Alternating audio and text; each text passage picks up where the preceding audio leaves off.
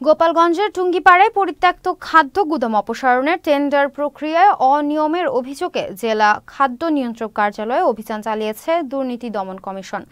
সোমবার দুপুরে দুর্নীতি দমন কমিশন গোপালগঞ্জ জেলা কার্যালয়ের উপপরিচালক মোহাম্মদ মশিউর রহমানের নেতৃত্বে দুদকের একটি দল এই অভিযান পরিচালনা করে।